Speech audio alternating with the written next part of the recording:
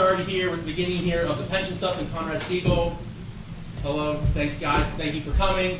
So, I don't know how you want to get this started, but however you wish to. Well, I think what we want to do is we want to find out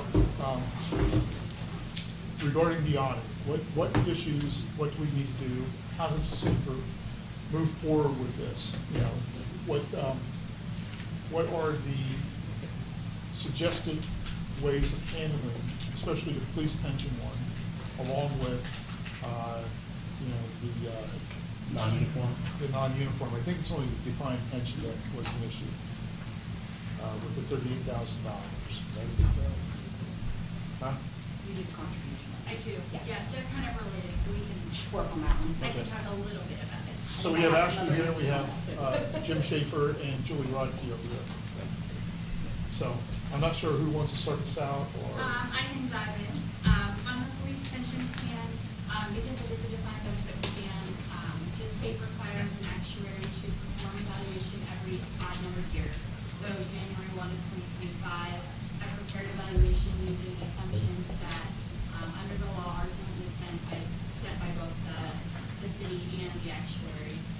We are using a 7.5% interest rate, so ideally, the way that your investments are allocated over the long-term life of the plan, hopefully they're targeted to and invested to 7.5%.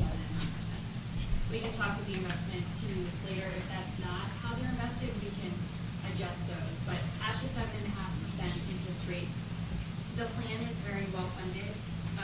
The funding percentage on an accrued liability basis is about 157% funded, which is fantastic for a plan that's actively accruing benefits. As a result of the high funded level, the requirements for contribution are zero because you can use part of that underfunding or the overfunding to fund future accrued benefits. So eventually, if you have many years of zero benefits, your officers continue to accrue benefits. In the future, that number will increase because you're going to use up that surplus. And that's generally how the plans work. What you would do, I think, when the plan becomes less well-funded and requires a contribution is the plan would be more eligible for state aid, which is funds from the state's allocated funds. So that hopefully would offset and you could continue to match the contributions and keep the state contribution low or zero. If the investment earnings continue to earn 7.5% or outpace 7.5%, that would push further out when you're eligible, when you're going to be required to have a contribution. Under the audit, the audit team pointed out that the benefit formula that's in the plan that is provided to the officers working over 20 years of service is in excess of the third-class city code. What that means is under the state law, you bargain benefits that are greater than those permitted under the third-class city code. The state is concerned that their state aid funds only are used to fund those benefits provided under the third-class city code. So you can have benefits in excess of that third-class city code. The state just requires a second filing, so I would compare evaluation as if the benefits are the third-class city code and evaluation as what they are, and we would file both sets of information with the state so that the state can make sure that the state aid they're giving you is not funding those excess benefits. Go ahead. May I ask a question? Okay, so, and I just want to be abundantly clear. So, there's third-class city code, third-class city code. There is statewide reimbursements for third-class cities, and what you're saying is that the state's position is that we have offered Y amount of benefits, and they're only willing to reimburse X. So we overpromise, over-offer. But then, for just the purposes of what the state was willing to negotiate, so we just need to account for those. Yes. Yeah, so I filed the AGMP1 form, which is what the state auditor recommended we file, because the plan is so well funded, you're not putting any contributions in, so it's very clear that there is no state aid funds being used to fund it. So the only question, I think I know the answer already, but I want to put it out there so that council and everybody's aware of this. The excess money that we're paying, that can come out of the pension fund. does not have to come out of the city coffers. That's correct, yes. It can So- continue to be paid from the plan because presumably years in the past when there was a contribution, the city was chipping in money and the state was chipping in money, and they just want to make sure that going forward, because you're paying out benefits that are in excess, that they're not using state aid. So the extra money that we, when, the finding in the audit, the $8,800, do we take the payment back to the state out of the pension? So in the police fund, they mentioned the $8,800, there's nothing to do. We don't- for it. That's been paid out of the plan. They're just saying there was a They're just red saying flag that's- because it'd be that's what paid it more was. according to third-class city code. Yes. But in all legal aspect, we did everything fine. They're just saying, letting you know that you guys did this. And moving forward, as long as we do the two forms as if you stated, and any future audits, they should come back okay because the proper documentation is being filled out and whatever X and Y, they're being accounted for properly. Yes, they likely will continue to have this in the audit until you amend it out for new employees. Okay. If you choose to continue because you have bargained it and you want to continue to bargain it, that's fine. It's just letting us know that, hey, you guys are, just so they're letting us know that we know that, hey, this is in that contract, that way we're aware of it, type of thing. So, Okay. I'm sorry, but so then when you say it'll continue to be a part of the audit, you mean it being the excess benefits? The note of the excess benefits, yes. Yes. And the So- ongoing But I- HMP 1 filing. And I don't know who's gonna be able to answer this question.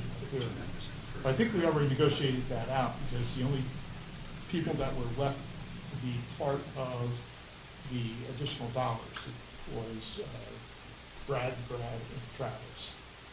No, Based that's, on the 2013. that's based on, up to including $10,000 overtime in calculation, which is both. But the 2.5% per year after 20, so that you pump out of this, is there for everyone, up to your 20. I thought at 2013, you three were the ones that were, No, that was for overtime. That was, that was for the spousal benefit. okay. But it would understand, I'm the last of that. You're the last. But still in the current contract, which I Yeah, remember, there's, that's still additional benefit is still in the current So contract. the 100% will benefit and $10,000 overtime, because of the prior pension ordinance where it read about to go, overtime was approved, it was all year, and then it was changed. And then Brad and Travis had to go review it last, because we were in the contract, and anybody after that was not having overtime. Any question? Oh, no, Jeff. So what you're saying now, it's in the current contract. So the current contract, the only thing of the additional benefit is the 2.5% per year per officer, if they But- elect to stay with push button. Right, but after this contract, it could be taken out. After this contract could be taken out, you have no additional benefits for state after. Thank you. And that's part of what we used to call the drop program, right? No. No, and that's a whole other separate issue. Without going into it, we wanted to have a drop program, but there was I think a confusion of the drop program, how it worked. After year 20, we entered the drop program for the state for 5 years. Year 1 is then you don't collect your pension check back years, you just reinvest it along with the pension, the same way, the same percentages you get managed, and then eventually you get a check when you need it at 25. It's nice, it seems like, but as if you do with what's on 2.5% per goal, so it is a whole separate program. It's my understanding it doesn't cost anything in the city whatsoever, so it would be a solution. But I think there was some misconception because everybody wanted to drop out, and quite frankly, I think if they want out, they're 59% every year. But There was an issue, and this is what I brought up the last time, there was an issue the way the ordinance was written. Because it had in there, you could do the drop program and do the 2.5%, which is you can't do that. Once you're locked in, you're locked in. The drop program was to keep people that extra additional up to 5 years, but then they had to leave at that 5th year. They couldn't go back. They had to, there was a deadline that they had to leave. And we had to get that corrected, saying, no, the drop program is over here, the 2.5% is a fair, I know the drop program is no longer in it. So basically, the way that, what you're saying is, there's two forms that have to be filled out for the police pension. One is, this is the form, and then the excess benefit, we're not using state aids for the excess benefit, that's the only thing that happens, correct?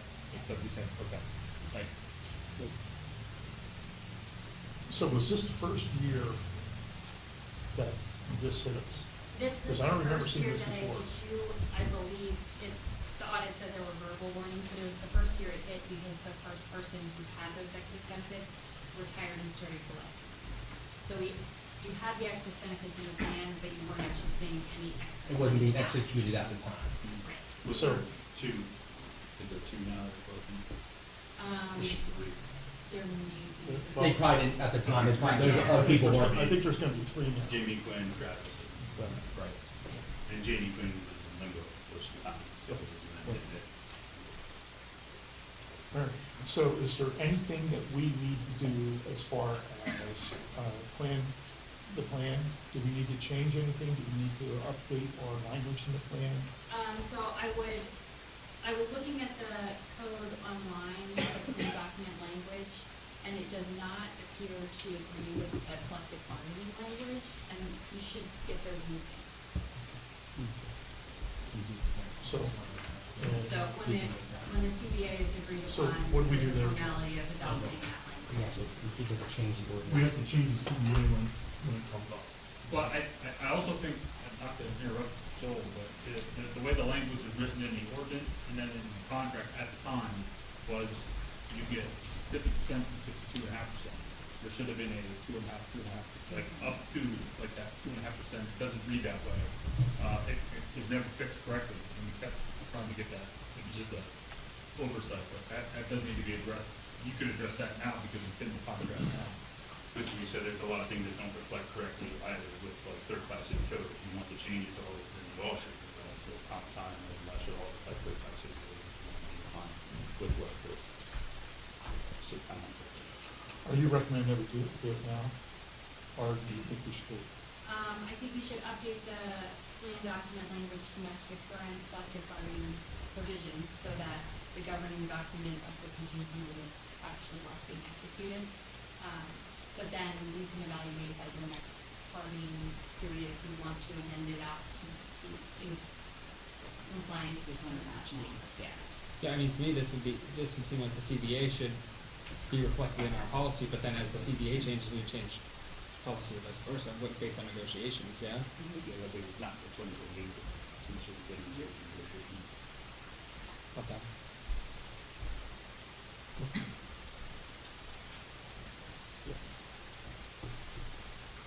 Anything else on that plan? Questions? All right. Thank you. So the next plan. How are we doing, Jolie? She's just hanging out with us. We do the investments for the. Oh, okay, so, Yeah. all right. Yeah, so actually, Yeah.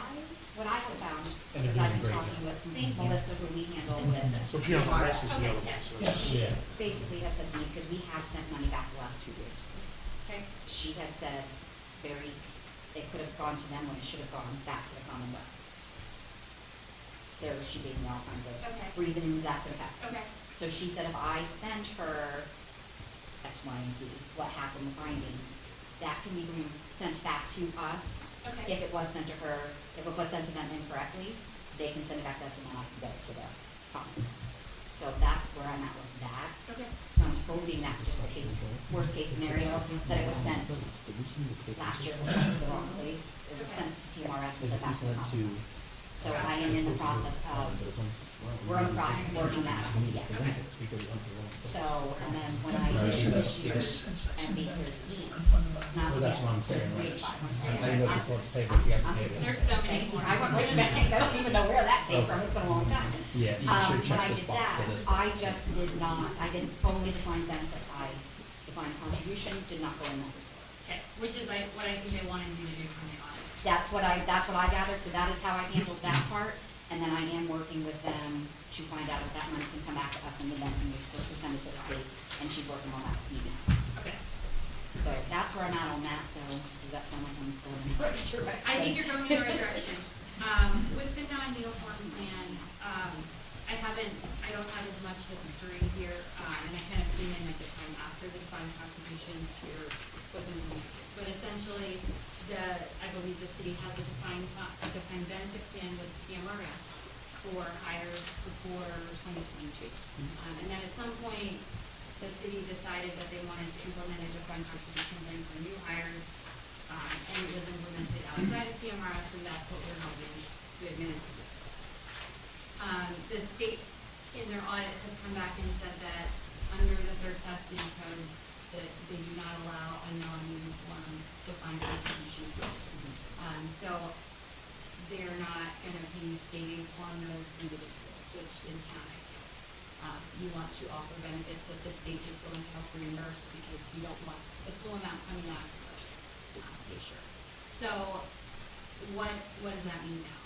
I think the options are to get them back into a defined benefit plan. The questions are, do you leave the defined contribution plan as is, they continue to accrue benefits or interest, they get paid out that balance and start earning credit with 0 years of service in the defined benefit plan? Or do you give them past service and they roll their current balance into that defined benefit plan to help for funding of prior years, and they just would have that as a minimum benefit going forward? The other question is what you do with that new defined benefit plan. Are you okay with putting them back into PMRS and opening that plan back up? Or do you want to start a tier, a benefit, almost a second tier, kind of like the defined contribution plan, outside of PMRS, with an actuary, similar to your police plan, where you would have the investments managed by Julie, Steve, potentially, or whatever custodian you choose. There are certainly pros and cons with PMRS. They require certain interest rates. They tell you what the contributions are, and that's all your money. If you want to leave, I believe the participants have to vote. You get the 75% vote to leave. So I think plans that are in PMRS have a hard time getting out, but also the interest rate they're requiring you to use is probably 5.5%, maybe 5.25. Lower interest rates require higher contributions, so that can be a reason why people want to leave. PMRS also has different statutes that may give you more flexibility. So that is the benefit of PMRS. That might be a question of if you move your defined contribution plan back to them, could they administer the defined contribution? And I don't know if that's permissible under their regulations or not, but that's certainly a question to ask. Yeah. Because then you could still keep that structure. If you're not interested in kind of going back to PMRS for the defined benefit plan, we're happy to help and create a new document and get everybody in line, but if barring any issues with PMRS, it might be way into PMRS and have them work back. So, my recommendation would be to have a representative of PMRS come in along with these folks at another work session and give us their, How would we be able to deliver back from the contribution to the benefit? right. Sounds And then going to. But you're missing something. We got out of the system, defined plan because of the exposure. Now, of course, the police pension is doing fantastic, PMRS is doing good for us. But I can remember years ago, the market took a dive, it cost us an extra $250,000 because we had the exposure. Yes. So that's why we stepped away. Now, you must admit, big corporations are getting away from defined plans. Banks are getting away from defined plans for a reason, the exposure, because the market, who knows? So, yes, you do get subsidized by the state of Pennsylvania, but when it's a downturn, that doesn't cover the shortfall. My question is kind of tailing to that, so are the state contributions to defined benefit pension plans for third-class cities statutory and required, or can the state just say, no, we don't have money this year? Because that's another big factor. So the state aid that's paid out to all the municipalities across the state is allocated from a pool of money that is earmarked specifically for state aid. It is from a tax on foreign fire insurance. So whatever they collect from entities outside of Pennsylvania that are providing insurance to people in Pennsylvania, they collect a tax on it. All of that's earmarked and allocated to the municipalities throughout the state based on their financial needs. So in years following very high investment return, plans are less needy because they have more funds, funded ratios go up.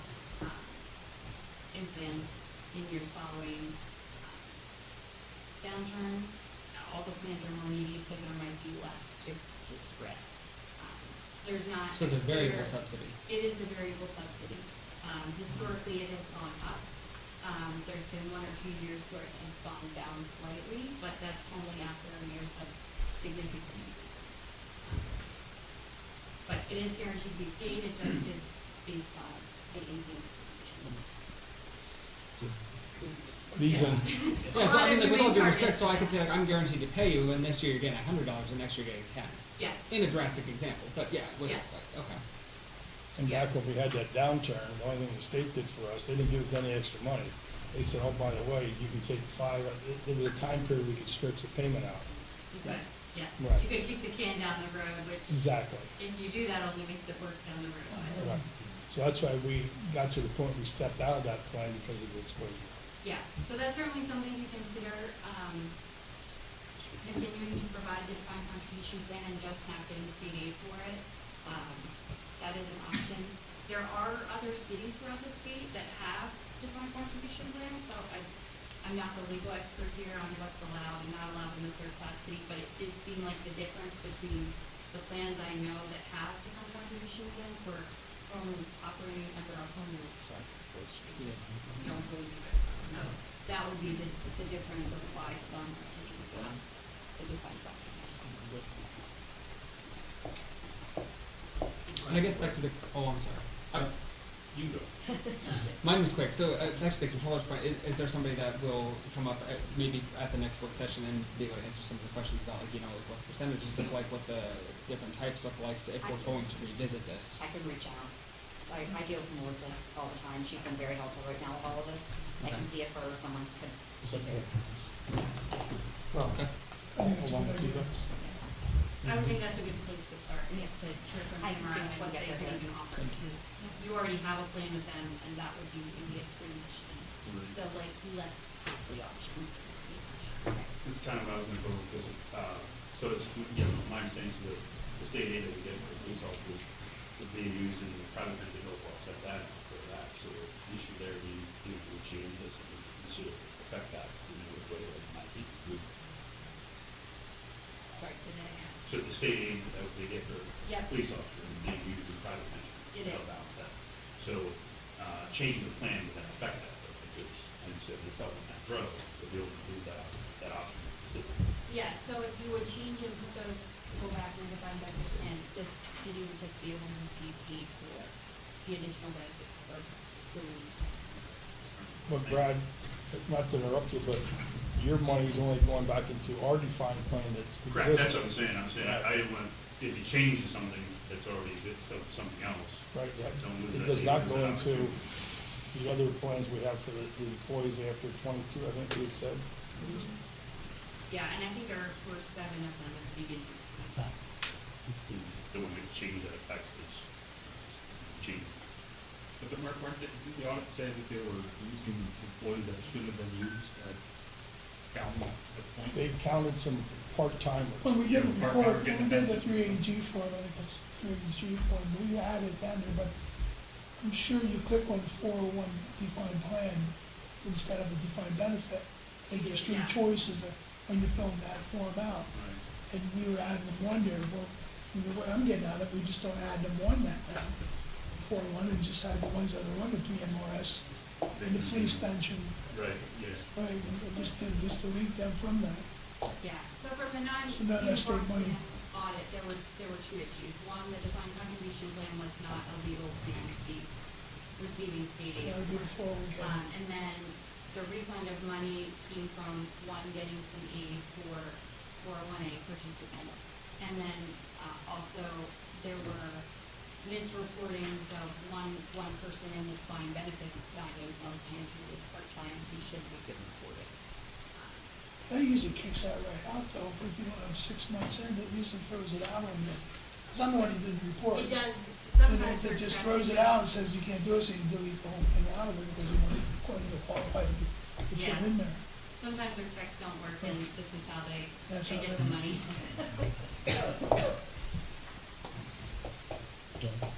So again, I think that's, So you guys want to set up those meetings for the that next would be work my session? recommendation, that's up to you guys. Yeah, is anyone opposed? Well, I think we ought to sit down and think real hard, if you think about getting back into the defined plan, what that means to the Well, future. I don't think we have to make that decision, but we can have Melissa At come least to come and PMRS talk and to at least us. have a conversation and put everything. We can make a sound decision after all the information is on the table. I'll reach out to her and see if she can come the next one or if it has to be the next one, but Regardless. I'll see what she can, I'll see if she can get to it. Any other questions on this? All right, Are we good, please? I think we're wonderful, and they did a great job. Thank you. need to have. Thank you for coming. Yeah. All right, thank you guys, appreciate you guys coming once again. Julie, Jen, thank you for all you guys do for our police pension, much appreciated. Yes, please, thank you very much, guys. Thank you, we appreciate it. Thank you. Jody, you're up.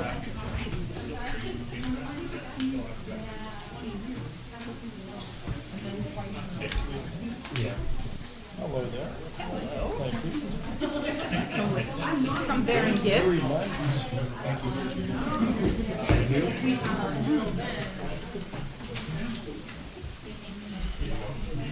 This must be the resolution. You're welcome. Good, how are you? Great. Sing the neighborhood. Lisa. Sure. So-so? Thank you. What's that?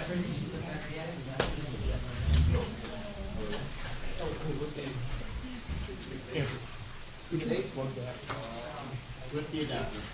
You don't know I'm not pushing this button. I don't need it anymore. Are you ready? Okay. Okay. So thank you very much for allowing us to come to this work session and give you kind of a report on downtown revitalization. I'll try to make this quick and kind of keep it at the over-the-top level, but if you want to dive into more details, happy to do that, but I know your time is limited and we want to get through this. So the brochure that you have, the Downtown Sunbury 5-year strategic plan, that was made for us by the Pennsylvania Downtown Center when we completed the Community Blueprints Program initial, get the year and a half to do the 5-year strategic plan, and they had these brochures printed for us. So that is for your office copy, share it with friends. We have more where they came from. And what I'm going to do is go over some of the strategic plan highlights, but first thing I want to show you is after my little outline of what I'm going to talk about, there's a community perception survey, and we've received 402 responses so far. Our goal is 500 by the end of the month, so we only need 98 more people to submit their surveys. But I want you to understand, I'm not going to go through all these things specifically. You can peruse them at your leisure. But everything that we're doing is connected to what the community engagement findings have been.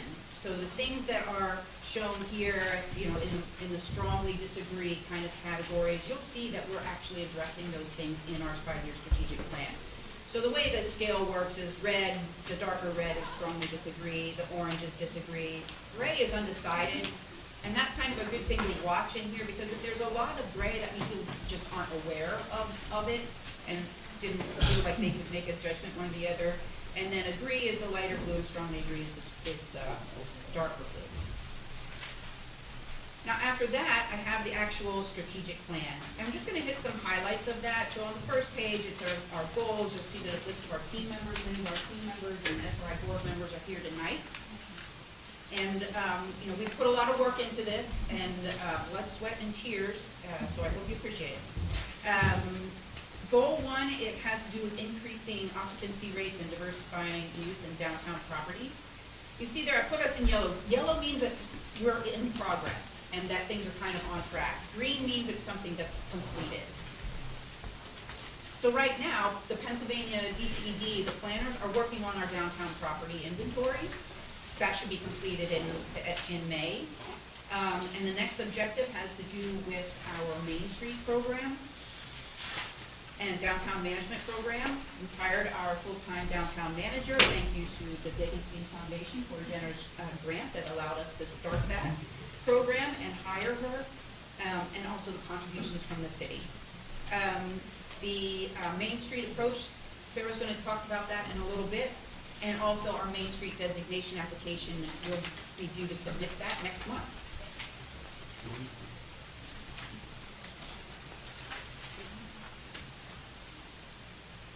This is an important one. This objective 3 about a downtown development working group. So once we have this downtown property inventory, what we want to do is have a work group that's going to take a look at that, the vacant buildings, the underutilized spaces, and use some strategies to identify priorities for investment and redevelopment, reuse.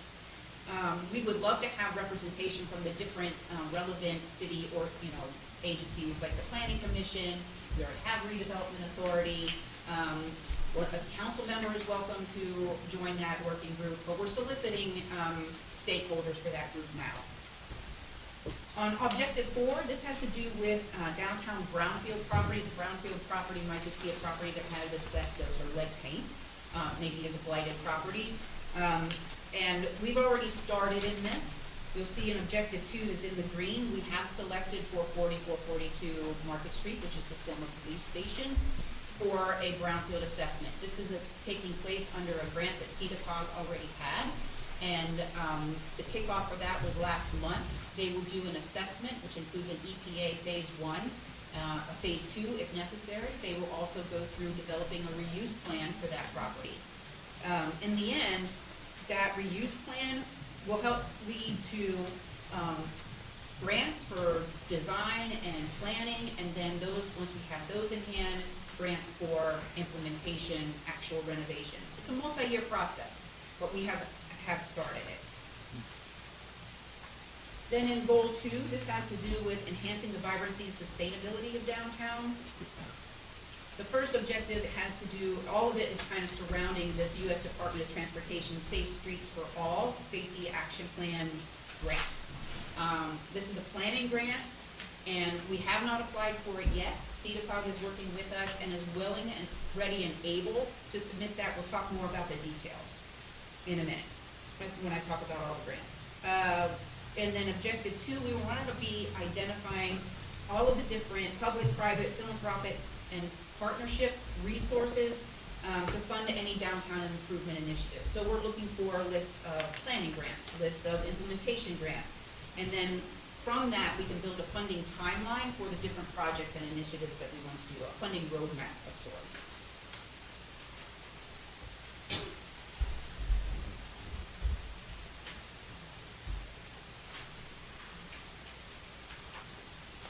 Then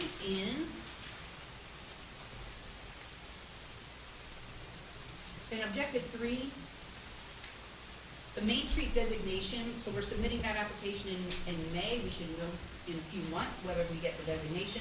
That will increase our priority for other Main Street Matters programs, which are like facade grants and maintenance improvement grants. We're also exploring the possibility of establishing a revolving loan fund. And we also know in objective 4, we have about preserving the historic character. A lot of people mentioned in that perception survey that they love the historic character of our downtown. We want to preserve that while we're revitalizing. And one of those things is to have good historic district standards. We know you've had that zoning assessment review, and we're ready and standing by to help with anything that you need as far as implementation of those recommendations or developing any of those standards. And goal 3 has to do with creating and sustaining that sense of community, connectedness, and working together. Objective 1 is complete. Mengjian, our member of AmeriCorps, did an assessment of the events that are offered in town, identified two underrepresented groups, the seniors and young parents with very young children, and developed two events to connect them. One of them was for the seniors, a movie matinee, which there was a lot of interest from the seniors at the different housing towers, but then when it came to showing up, it was cold, it had snowed, and so it didn't really result in people coming through the door. We're gonna look for a different way to address that population in the future. And then the other is the Mom's Coffee Break, which has been a really astounding success. And it was in partnership with Sunbury Birthright and the Davidstein Community Library allowed us to use their community room. And they've had several of those events where folks come, they've got young children, they just need a break and to share some of their experiences and tips and everything for young children. The marketing campaign, we're gonna hit on this again in a minute. This has to do with our Think Sunbury marketing campaign, and we'll be applying for a USDA Rural Business Development Grant to help get some money to fund the professional services for a marketing campaign. And then Dr. 3 is not yet started. Okay, so any questions about the strategic plan? We're going to get into more detail on the specific projects and some of the grants that we're applying for in a minute. Okay, so let me talk about the projects. So behind that strategic plan in your packet, there are some narratives. The first one on top is the Think Sunbury Marketing Initiative. Now this has to do with, we're doing the Think Sunbury sculpture at the end of Cameron Park. The sculpture has been fabricated, it's ready to be installed, and I'm working with the Department of Public Works for having that frame installed so that the sign fabricator can put the letters on, and we're gonna have an unveiling ceremony on June 20th. So save that date, June 20th, Saturday, 4 p.m. And of note, it's gonna be followed by the 40th anniversary celebration of SRI. Expect that there will be other elected officials there, news coverage, representation from DCED, the Pennsylvania Downtown Center, and FHL Bank Pittsburgh. This is a big deal to get this. It's an important mark in time and place. You know, establishing Think Sunbury, that marker, people can come there, take their selfies. This is our place. And Think Sunbury is the movement, the call to action toward revitalization and Sunbury's future.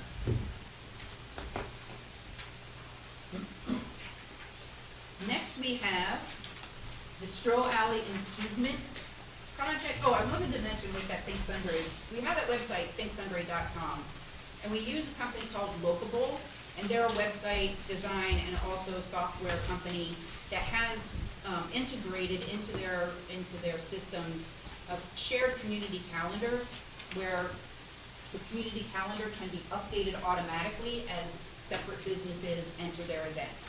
And we'd love to be able to coordinate with the city to embed that calendar on your page, and we're willing to help you with that and help you also enter your events into the community calendar so that that becomes the place. And you can have that calendar embedded on your website. We'll have it embedded on the thinksunbury.com website, and many of the businesses will also have links to it from there. So there's lots of cross-promotional action happening, so to reach the most number of people. Now I'm going to move on to the Stroh Alley Improvement Project. Again, the narrative is right there in your packet. This project addresses community engagement perception survey findings.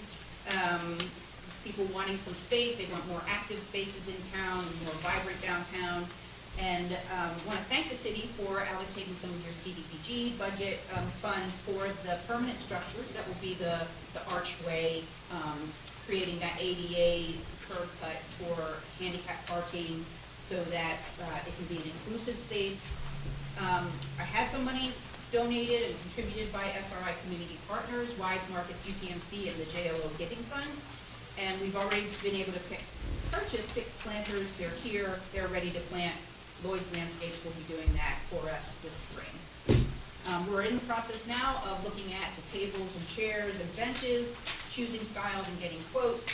And then the shade structure itself, whether they're shade sails or something else, we're going to finalize that design and then get consensus on that so we can move forward in implementing it. And we're gonna be applying for some funding for that. I'll talk about that in the grant section. Next is the power plant project. Again, this is based on the community engagement findings.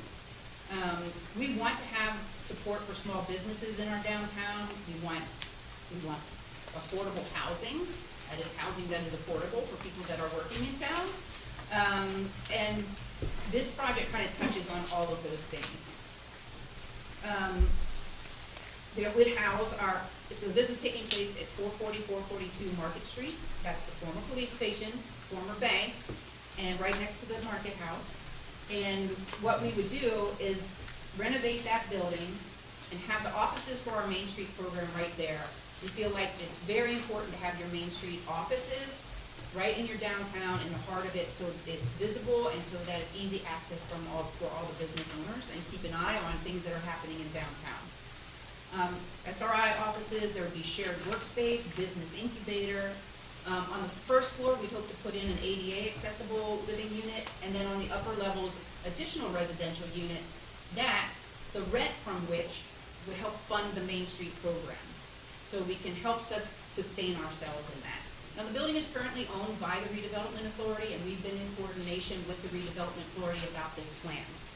The good news is that this plan is already in progress with that brownfield assessment that's already kicked off, and the reuse plan that we'll get out of that. This is hopefully going to be a proof of concept for what we can do when we build those partnerships and collaborate with the different private funders and the city and nonprofits to do a project like this that results in a very positive impact for the downtown overall. Now I'm going to tell you a little bit about the grants that we have in the works.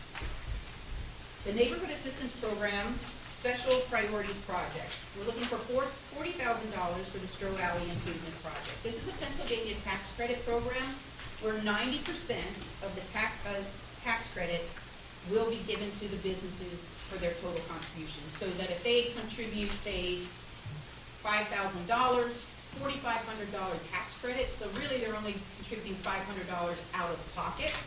The other $4,500 they would have paid in Pennsylvania revenues anyway. So it's just redirecting the tax dollars right back into their own community. So right now we are seeking contributors. We've already been in talks with a few, and there is broad interest in the project.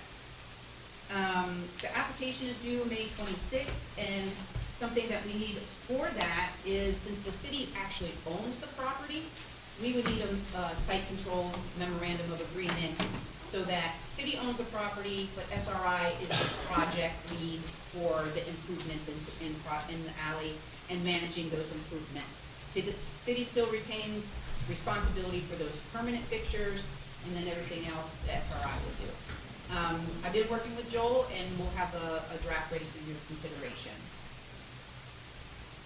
The USDA Rural Business Development Grant, this is in partnership with Locable, that company that I told you about. There is no match required, and this will be for Think Sunbury brand and marketing campaign. We're going to be asking for $20,000 for website marketing and marketing direct assistance from Locable for Sunbury businesses. And they can assist all the businesses in our downtown, and even not in our downtown. But that 5 businesses would be eligible for a website design from Locable, everything all integrated for the low cost of $200. That's their piece of the pie. And then Locable would host their website continually then year after year. This would provide all of our businesses with access to free Locable profiles, marketing tools, access to the community calendar, and blog tools, so that, again, it's all integrated, so what I put on my calendar shows up on the community calendar, which shows up on whoever else's links to that community calendar. It's very well integrated for that cross-promotion. Then we're going to ask for another $20,000 to $30,000 for a professionally designed and delivered Think Sunbury marketing campaign. And that's 1 year of professional marketing services to build the brand and community-wide promotion. It'll include digital content, including videos, social media, marketing strategies to reach our target audiences, and more. And again, you'll see a description of that in the Think Sunbury narrative about the Think Sunbury marketing campaign and how it will benefit all of the businesses, the entire community, and building up. We have a lot of positive assets here, and sometimes people don't see them, and we need to be better at promoting them. Next is the U.S. Department of Transportation Safe Streets and Road, it's the EPA community-wide brownfield assessment grant of $500,000, no match required. So understand that Betsy worked with Lisa and with Steve down at DPW to submit this, and they're hoping to get a notification of getting that grant in May. This would, again, provide for environmental assessment and no cost to property owners, reuse planning to position sites for redevelopment, marketing of key properties to developers and investors. Again, the Downtown Development Working Group would be involved in this. And then this could be a significant tool to help advance priority sites in Sunbury, including those aligned with our revitalization efforts. Then we're going to the U.S. Department of Transportation Safe Streets and Roads for All. We have not yet submitted this grant. We're asking the city to consider supporting an application which CEDACOG would help put together. You can ask for up to $400,000. There is a 20% match required, and on the maximum amount would be $40,000. And this program focuses on improving roadway safety for all users, drivers, pedestrians, and cyclists. Case in point, there was a gentleman who hit by a car just yesterday afternoon, and we could make our streets a bit safer and a bit more pedestrian friendly. They would establish a safety action working group. They would develop a safety action plans. This is a planning grant, so that once you have the planning done, that makes you then higher priority and more competitive for implementation grants. And then we have, finally, the Pennsylvania Main Street Matters Main Street designation, which Sarah's going to talk a little bit more. It's not a grant per se, but it does make us eligible for operating funds over the 5 years of the designation and a higher priority for other DCED grants. Sarah's going to take it away and tell you a little bit more about the Main Street designation. So I'd like to take a few minutes to walk you through that overview of the Main Street America program that y'all have in your packets and just how it connects to Sunbury. So the Main Street America program is a nationally recognized model for downtown revitalization. It provides that proven framework that communities across the country use to strengthen their local economies, improve downtowns, and increase the community engagement. Here in Pennsylvania, this program is administered through PDC, in partnership with our Pennsylvania Department of Community and Economic Development, or DCPD. While it follows the national Main Street model, Pennsylvania's version is called Main Street Matters and also provides state-specific funding, technical assistance, and official designation to communities like Sunbury that are actively working on downtown revitalization. So at the core of the program is what's called the 4-point approach, which guides all of its Main Street efforts. So first is the economic vitality, which focuses on supporting the existing businesses, encouraging new business growth, and strengthening the local economy.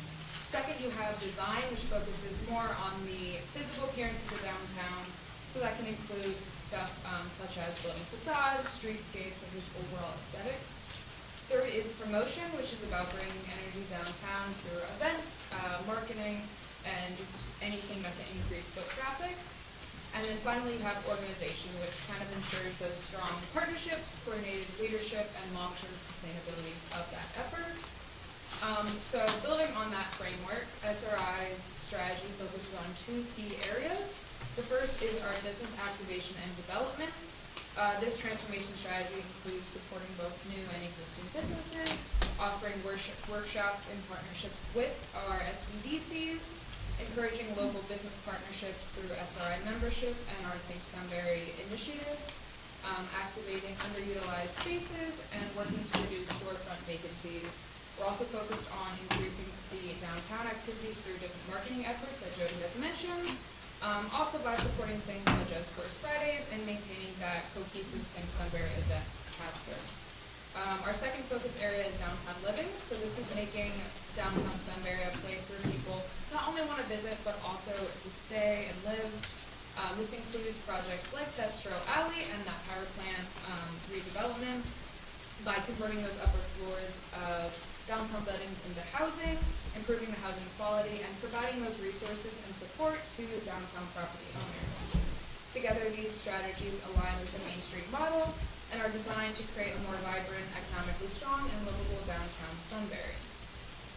So now I want to turn your attention to the draft of the resolution that I provided underneath that. So it is required for designation that we do have a resolution signed by the city. So I drafted a few points that have been recommended through DCD's framework for your review. We are asking that a final copy be written on behalf of the city and be prepped to be voted on at the next council meeting, so that can be ready for our May designation. In the sake of time, I'll just hit on some of the highlights. We're asking the city to support the application, stating that council has reviewed the Main Street strategy and has approved that. The city affirms a commitment to a partnership with SRI to work towards downtown revitalization, offering commitment of financial and or in-kind support for any of those revitalization efforts, and also authorizing SRI to represent the city of Sunbury throughout this designation process. Like I said, these are just based on the framework that has been provided through DCED for this type of application. So are there any questions or clarifications on the resolution or the Main Street road? Okay. I'll put back up to Jody. All right, so thrown a lot of information at you just now, and I know in the interest of time, like maybe if you would like to set up another time or meet with me and meet with Sarah individually, anytime you want to have a discussion about any of these initiatives, feel free to reach out.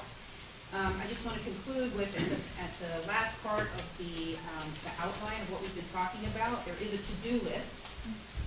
One, please attend the June 20th Think Sunbury Sculpture Unveiling event. Help us to recruit members for our downtown development working group. We will need that city council resolution for the Main Street designation application. Again, what we provided you is a draft with language that has been from other municipalities and recommended from Pennsylvania Downtown Center and Department of Community and Economic Development. Would need to know your interest in pursuing the Safe Streets for All grant, that planning grant, and that would probably need to be a pretty quick decision no later than your next meeting so that CEDAPOG can get working on that application. And with that will be the matching funds, 20%.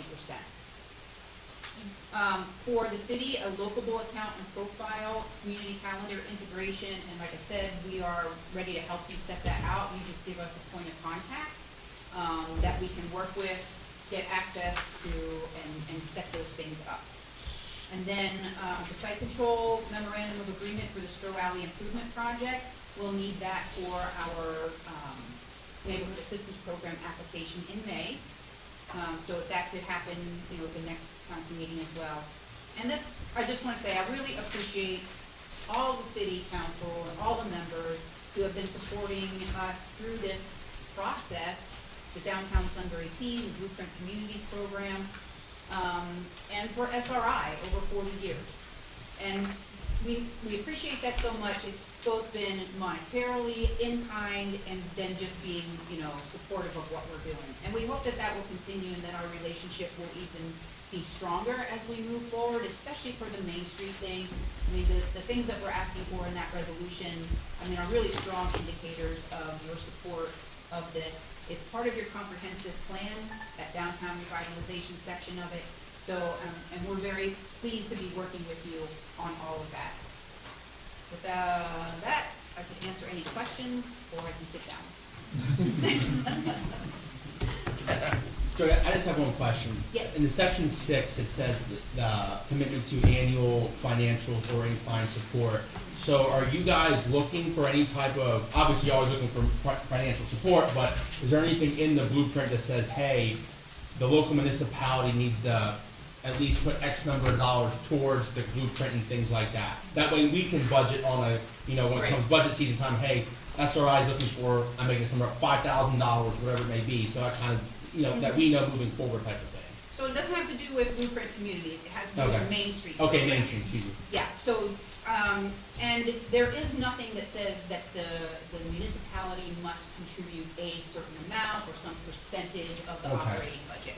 The operating budget in the out years for Main Street program, the full-time employees, a paid executive director, and all of that, we're looking at about $250,000 a year. Now, we put out a 5-year sustainability plan. And in that, we kind of penciled in monetary budget from the city. You gave us $10,000 for the program this year. We hope that that will continue as a baseline. And if things improve and you see that things are improving and going the direction you want, and you are able to contribute more, that would be most welcome as well. But the in-kind support that you provide with the events, the projects, is also extremely important, and we recognize that that's significant as well to the city budget. So you're not going to hear from me, I demand that you give us $25,000 a year. This is a partnership, this is negotiation, and collaboration. I can chime in there quickly just because on behalf of we went through our board of realtors that we submitted for the city of Sunbury for a National Association of Realtors grant that was only 5 in the United States given. Just by way of example, one of the strongest factors that they rely upon is the financial and in-kind support of the municipality and other organizations, and that everybody's working together. Because if you don't have that, they're not gonna buy. They want to see that people are working together, like causes, making things effective, efficient, and successful. So that's just one example of, and they were like, in 6 different questions, 5 different ways, what do you get from the municipality? How well do you work together? How many days? Blah, blah, blah, blah, blah. We were unfortunately not chosen for that, but I think that We were finalists. We were finalists. And, but we'll apply for that again. When it comes to a lot of the grants that we're focusing on, you guys are already aware of, but because we've been much more unified in the last several years, and it has helped strengthen our credibility when it comes to a lot of these things. Thank you. Anyone have any other questions for Jody and SRI? Thank you. Yeah, just thank you for everything you're all doing. Thank you. Thank you. Appreciate it.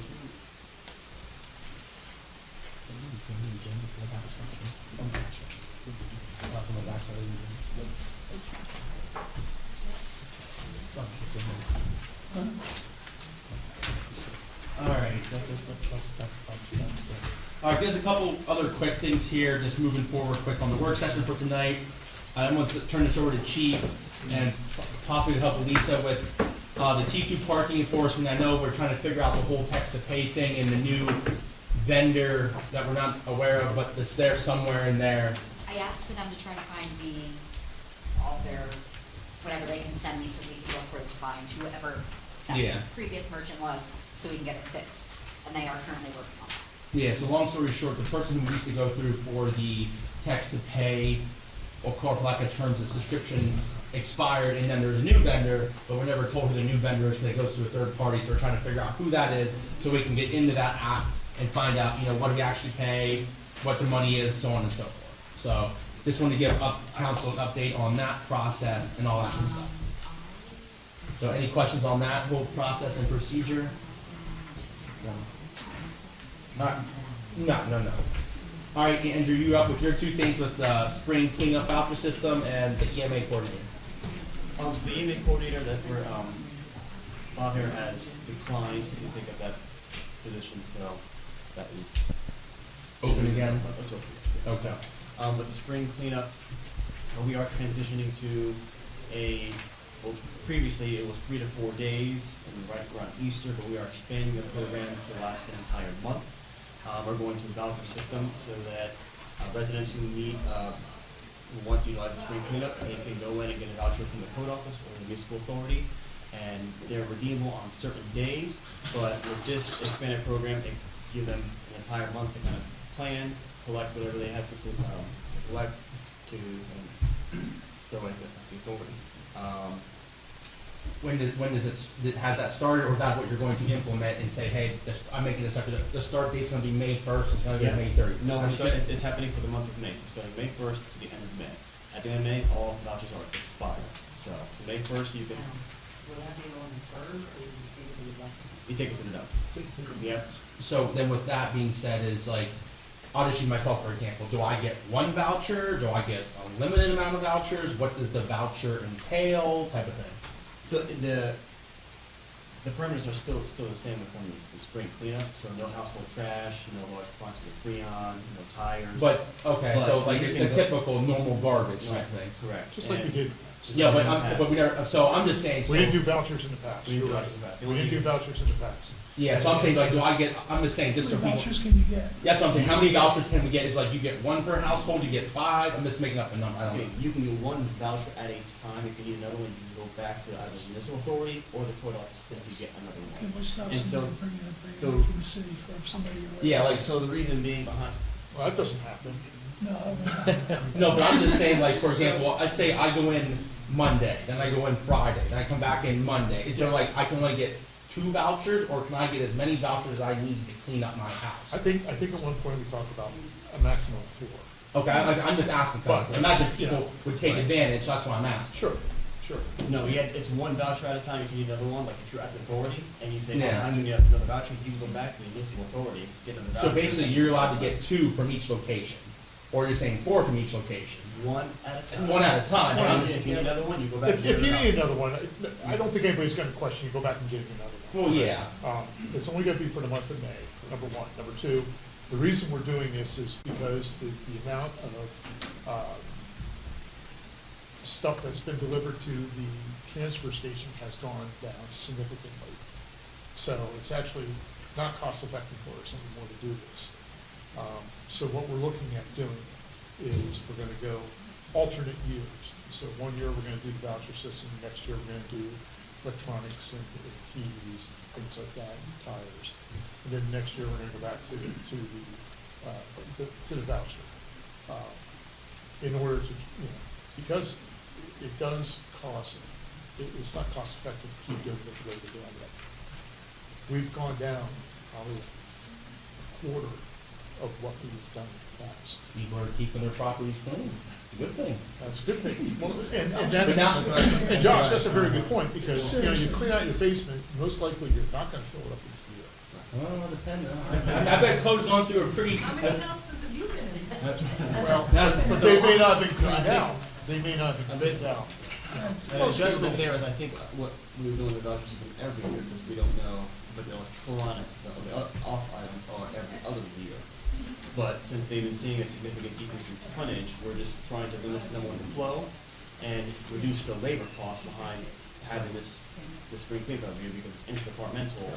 So you give it, it's not advantageous for everything to have all the departments go there for 4 days, when you can expand it for a month and let them take it on their own leisure, let them plan, and they can get another voucher if they want. It's just renewable on certain days, again, so we're not overwhelming the municipal authorities, labor staff.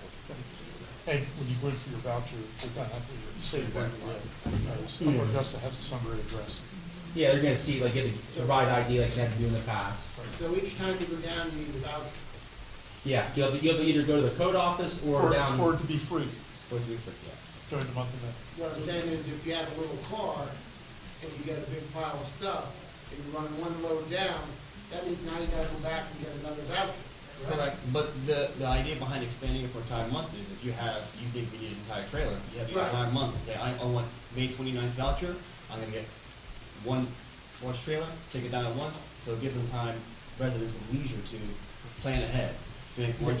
Here's a question, so, when they come down with the voucher, are they gonna have to show proof of ID? Well, yes, you have the voucher and again verify again, so it's the normal process.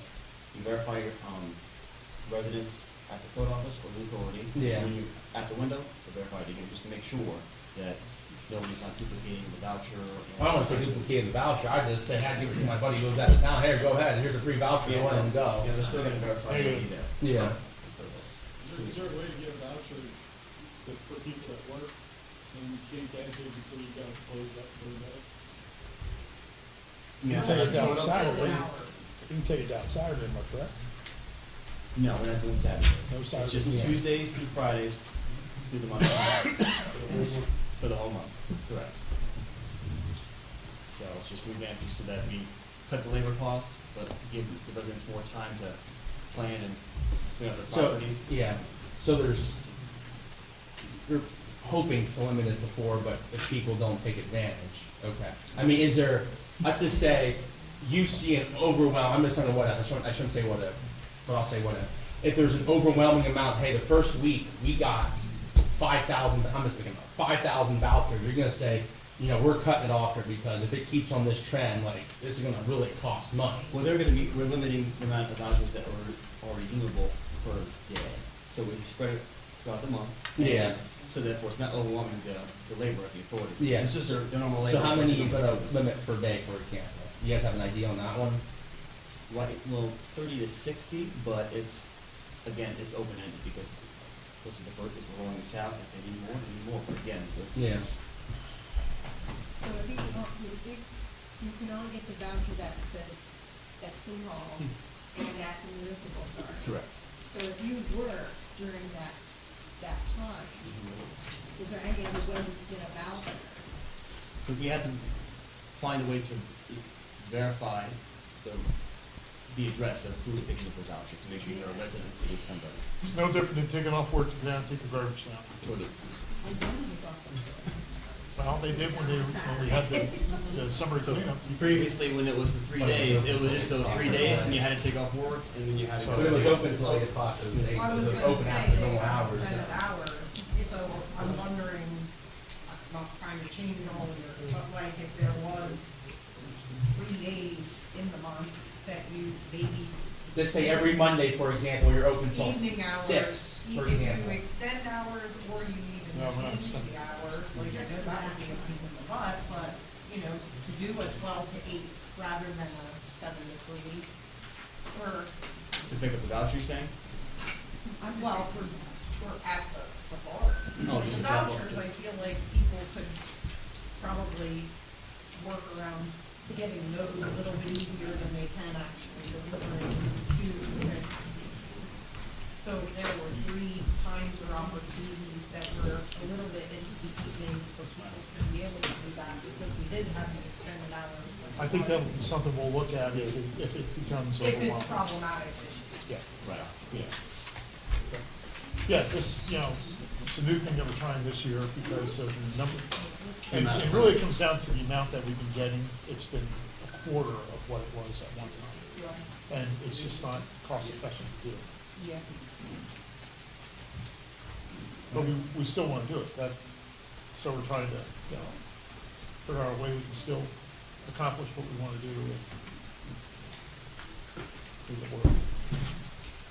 All right, anyone else on that before the next meeting starts in 2 minutes? All right, I guess there's nothing else for the next 2 minutes.